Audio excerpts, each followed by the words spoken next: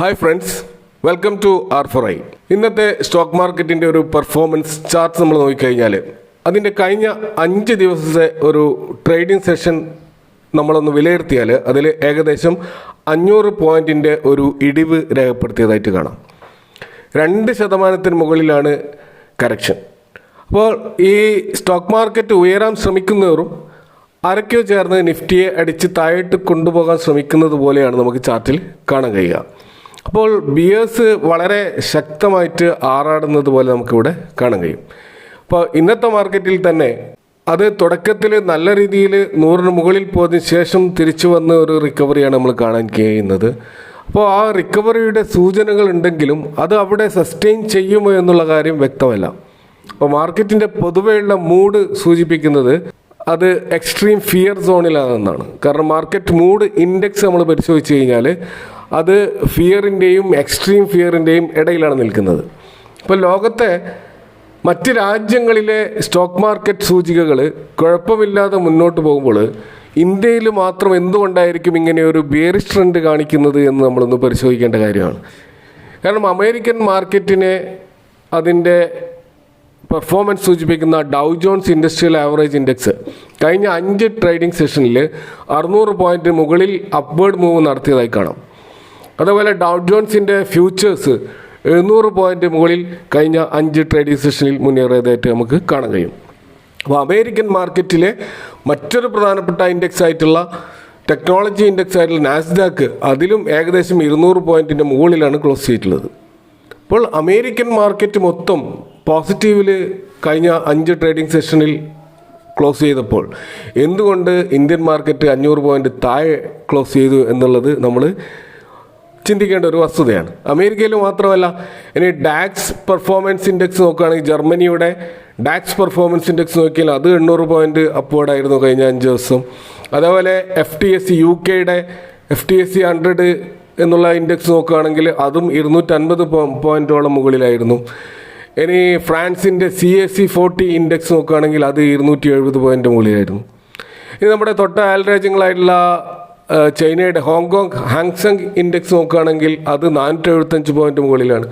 ഇനി ജപ്പാൻ്റെ നിക്കി 225% മുകളിലാണെന്ന് നമുക്ക് കാണാൻ കഴിയും. അപ്പോൾ അമേരിക്കൻ യൂറോപ്യൻ മാർക്കറ്റിലോ അവിടെ ഉണ്ടായാൽ ഏതെങ്കിലും തകർച്ച കാരണമോ അതല്ലെങ്കിൽ മറ്റേതെങ്കിലും ഗ്ലോബൽ ഇഷ്യൂ കാരണമോ അല്ല ഇന്ത്യൻ മാർക്കറ്റിൽ ഈ ഒരു തകർച്ചയ്ക്ക് കാരണം. പ്രത്യേകിച്ച് ഫോറിൻ ഇൻവെസ്റ്റേഴ്സ് ധാരാളമായിട്ട് നമ്മുടെ മാർക്കറ്റിൽ ഇൻവെസ്റ്റ് ചെയ്യുന്നത് കൊണ്ട് അമേരിക്കൻ മാർക്കറ്റ് ഇടിയുമ്പോൾ നമ്മുടെ മാർക്കറ്റും സ്വാഭാവികമായിട്ടും ഇടിയാറുണ്ട്, ഉയരുമ്പോൾ ഉയരുകയും ചെയ്യാറുണ്ട്. എന്നാൽ US യൂറോപ്യൻ മാർക്കറ്റിൽ അങ്ങനെ ഒരു ഇഷ്യൂവേ ഇല്ല. അപ്പോൾ വേറൊരു സാധ്യത ഉള്ളത് മിഡിൽ ഈസ്റ്റ് ക്രൈസിസുമായി ബന്ധപ്പെട്ട എന്തെങ്കിലും പ്രശ്നമുണ്ടോ എന്നുള്ളതാണ്. അതല്ലെങ്കിൽ യുദ്ധം നടക്കുന്ന റഷ്യ യുക്രൈൻ മേഖലയെ ബന്ധപ്പെട്ട എന്തെങ്കിലും വാർത്തകളുണ്ടോ എന്നുള്ളതാണ്. അവിടെ നിന്നൊന്നും യാതൊരുവിധ നെഗറ്റീവ് വാർത്തകളും നമുക്ക് കാണാൻ കഴിയില്ല.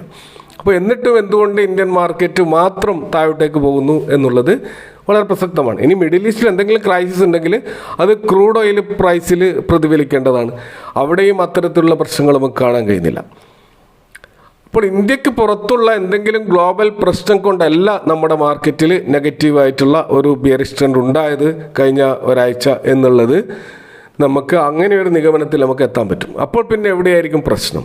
അപ്പോൾ പ്രശ്നം അന്വേഷിക്കേണ്ടത് സ്വാഭാവികം ഇന്ത്യക്ക് അകത്ത് തന്നെയായിരിക്കണം. നമുക്കറിയാം, ലോകത്തിലെ ഏറ്റവും വലിയ ജനാധിപത്യ രാജ്യമായ ഇന്ത്യയിലെ ഒരു പ്രധാനപ്പെട്ട ഇവൻ്റാണ് നമ്മുടെ പാർലമെൻറ്റ് എലക്ഷൻ. അപ്പോൾ ഈ എലക്ഷൻ കഴിഞ്ഞിട്ട് വരാൻ പോകുന്ന റിസൾട്ട് ഔട്ട്കം അത് എന്തായിരിക്കുമെന്നുള്ള വലിയൊരു ആശങ്ക സ്റ്റോക്ക് മാർക്കറ്റിന് പിടികൂടിയിട്ടുണ്ട്. അപ്പോൾ വളരെയധികം നിർണായകമായ സ്വാധീനം അത് ഈ സ്റ്റോക്ക് മാർക്കറ്റിൽ ചെലുത്തുമെന്നുള്ള കാര്യത്തിൽ യാതൊരു തർക്കവുമില്ല. ഇതുമായി ബന്ധപ്പെട്ട ഒരു വീഡിയോ ഞാൻ മുമ്പ് ചെയ്തിരുന്നു. അതിൻ്റെ ലിങ്ക് ഞാൻ ഡിസ്ക്രിപ്ഷനിൽ കൊടുക്കാം, കാണാത്തവർക്ക് അത് കാണാവുന്നതാണ്. ഇപ്പോൾ ഇലക്ഷൻ ഏകദേശം 50% നടന്നു കഴിഞ്ഞിരിക്കുന്നു. അതായത് ലോക്സഭാ സീറ്റുകളിൽ 50% സീറ്റുകളിൽ ഇലക്ഷൻ നടന്നു കഴിഞ്ഞിരിക്കുന്നു. ഇലക്ഷന് മുമ്പുള്ള മാർക്കറ്റിൻ്റെ പെർഫോമൻസും കഴിഞ്ഞ 5 വർഷത്തെ ലോക്സഭാ ഇലക്ഷൻ്റെ ഇയറിലുള്ള ഒരു പെർഫോമൻസിൻ്റെ ഒരു വെളിച്ചത്തിൽ നമ്മൾ ഈ സ്റ്റോക്ക് മാർക്കറ്റിൻ്റെ ആ റാലിയെ പറ്റി നമ്മളൊന്ന് പഠനം നടത്തി കഴിഞ്ഞാൽ മനസ്സിലാവുന്ന ഒരു കാര്യം, 1998 ഈ സ്റ്റോക്ക് മാർക്കറ്റ് ബിയറിഷ് ആയിരുന്നു. ഇലക്ഷന് മുമ്പേ 20% മാർക്കറ്റ് താഴോട്ട് പോയിരുന്നു. 2003 പക്ഷേ ബുള്ളിഷ് ആയിരുന്നു, 50% മുകളിലോട്ട് വന്നിരുന്നു. എന്നാൽ 2008 വീണ്ടും ബിയറിഷ് ആയിരുന്നു, 40% താഴോട്ട് പോയിരുന്നു. 2013-ലും 2018-ലും നേരിയ തോതിലുള്ള ഒരു ബുള്ളിഷ്നസ്, ഒരു ഫ്ലാറ്റ് ആയിട്ടുള്ള യാതൊരു റെസ്പോൺസും ഇല്ലാത്ത ഒരു അവസ്ഥയിലായിരുന്നു. എന്നാൽ 2024-ലാണ് ഇപ്പോൾ വലിയൊരു ബുള്ളിഷ് മൂവ്മെൻറ്റ്, 20% ഉള്ള ഒരു അപ്വേർഡ് മൂവ്മെൻറ്റ് നമുക്ക് കാണാൻ കഴിഞ്ഞത്. ഇപ്പോൾ ഇതിൽ നമ്മൾ മനസ്സിലാക്കേണ്ട ഒരു കാര്യം എന്ന് വെച്ചാൽ, ഇതിന് കൃത്യമായൊരു പാറ്റേൺ നമുക്ക് കാണാൻ കഴിയില്ല. പക്ഷേ വരാൻ പോകുന്ന ഗവൺമെൻറ്റിൻ്റെ സ്റ്റെബിലിറ്റി വളരെ പ്രധാനമാണ്. അപ്പോൾ ഇലക്ഷന് മുമ്പേ നടക്കുന്ന വലിയൊരു റാലിക്കുള്ള ഒരു പ്രധാന കാരണം ഒരു സ്റ്റേബിൾ ഗവൺമെൻറ് വരുമെന്നുള്ള ഒരു പ്രതീക്ഷയാണ്. അപ്പോൾ ഇപ്രാവശ്യം അങ്ങനെ ഒരു പ്രതീക്ഷ സ്വാഭാവികമായിട്ടും സ്റ്റോക്ക് മാർക്കറ്റിൽ ഉണ്ടായിരുന്നു, പ്രത്യേകിച്ച് ഫോറിൻ ഇൻവെസ്റ്റേഴ്സിൻ്റെ ഇടയിൽ അങ്ങനെ ഉണ്ടായിരുന്നു. അതുകൊണ്ടാണ് വലിയ വലിയ ബ്രോക്കറേജ് ഹൗസുകളും ഒക്കെ ആ രീതിയിലുള്ള പ്രവചനങ്ങൾ അവർ നടത്തിയിരുന്നു. എന്നാൽ അവർ പറഞ്ഞത് ഒരു പ്രധാനപ്പെട്ട കാര്യം സീറ്റുകളുടെ എണ്ണം തന്നെയാണ്. 400-ന് മുകളിൽ സീറ്റ് നേടി വരുന്ന പാർട്ടി, അത് എക്സ് ഓർ വൈ ആരുമാകട്ടെ, അധികാരത്തിൽ വരികയാണെങ്കിൽ അവിടെ പ്രധാനമായിട്ടും ഒരു റാലി നമുക്ക് പ്രതീക്ഷിക്കാം. സ്റ്റോക്ക് മാർക്കറ്റ് നല്ലൊരു മൂവ്മെൻറ്റ് അതിനുശേഷം ഉണ്ടാകും എന്നുള്ള ഒരു നിഗമനം പൊതുവെ മാർക്കറ്റിൽ ഉണ്ടായിരുന്നു. എന്നാൽ കഴിഞ്ഞ 5 ദിവസത്തെ ഈ ബീറിഷ് ട്രെൻഡിനുള്ള കാരണം അപ്പോൾ ഈ 400+ സീറ്റ് എന്ന ലക്ഷ്യം നേടാൻ പാർട്ടികൾക്ക് കഴിയില്ല എന്നുള്ള എന്തൊക്കെയോ ഉള്ള വാർത്തകൾ മാർക്കറ്റിൽ പ്രചരിക്കുന്നുണ്ട്. അപ്പോൾ ഇലക്ഷൻ അനലിസ്റ്റുകൾ നടത്തുന്ന അല്ലെങ്കിൽ സർവേ റിപ്പോർട്ടുകൾ ബേസ് ചെയ്തുകൊണ്ട് നടത്തുന്ന അത്തരം പ്രഡിക്ഷൻസ് സ്വാഭാവികമായി മാർക്കറ്റിൽ ഇമ്പാക്റ്റ് ഉണ്ടാക്കുന്നുണ്ട്.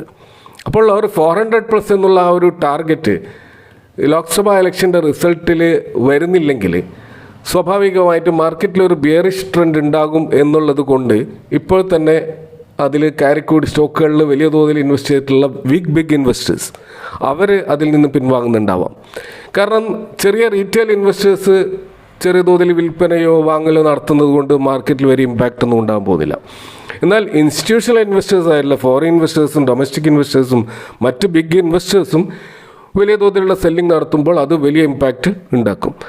അപ്പോൾ അതുകൊണ്ട് തന്നെ അത് അങ്ങനെയുള്ള ന്യൂസുകൾ മാർക്കറ്റിൽ പ്രചരിക്കുന്നുണ്ട്.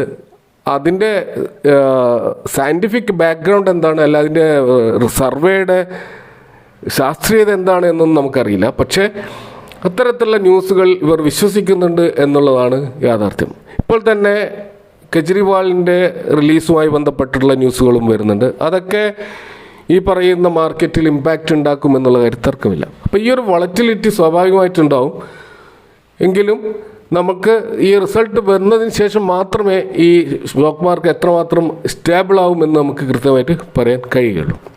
മറ്റൊരു കാര്യം, നമ്മൾ കഴിഞ്ഞ 5 ദിവസത്തെ ട്രേഡിംഗ് സെഷനിൽ നോക്കുകയാണെങ്കിൽ റിലയൻസ് ഒക്കെ വലിയ തോതിൽ ഡൗൺ ആയി 2% താഴോട്ട് പോയിട്ടുണ്ട്. HDFC 2% കൂടി താഴോട്ട് പോയിട്ടുണ്ട്. സ്വാഭാവികമായിട്ടും നിഫ്റ്റിയിലെ ഹെവി വെയ്റ്റ് സ്റ്റോക്കുകളായ HDFCയും റിലയൻസും താഴോട്ട് പോയിക്കാൻ സ്വാഭാവികം നിഫ്റ്റി വലിയ തോതിൽ താഴോട്ടേക്ക് പോകും. അതേപോലെ തന്നെ ICICI ബാങ്ക്, TCS പോലെയുള്ള കമ്പനികളും കഴിഞ്ഞ 5 ദിവസങ്ങളിൽ ബിയറിഷ്നസ്സാണ് നമുക്ക് കാണാൻ കഴിയുന്നത്. അപ്പോൾ ഇത്തരത്തിലുള്ള പല പ്രശ്നങ്ങൾ കാരണമാണ് ഇപ്പോൾ മാർക്കറ്റ് ഡൗൺ ആയിക്കൊണ്ടിരിക്കുന്നത്. അതുകൊണ്ട് തന്നെ ഇൻവെസ്റ്റേഴ്സ് വളരെയധികം കോഷ്യസ് ആയിരിക്കേണ്ട ഒരു സമയമാണിത്. വലിയൊരു വളറ്റിലിറ്റി കാണുന്ന ഈ ഒരു മാർക്കറ്റിൽ കഴിയുന്നതും മാറി നിൽക്കുന്നതായിരിക്കും ഏറ്റവും സേഫായിട്ടുള്ള ഒരു ഇൻവെസ്റ്റ്മെൻറ്റ് എന്നാണ് എനിക്ക് പറയാനുള്ളത്. എങ്കിലും നമുക്ക് നല്ല സ്റ്റോക്കുകൾ നമുക്ക് അതിൻ്റെ ഓൾ ടൈം ലോയിലൊക്കെ കിട്ടുകയാണെങ്കിൽ അത് നല്ലൊരു അവസരമായിട്ട് കാണുകയും വേണം എന്നുകൂടി സൂചിപ്പിച്ച് നിർത്തുന്നു. Thank you for watching. See you next time with another video.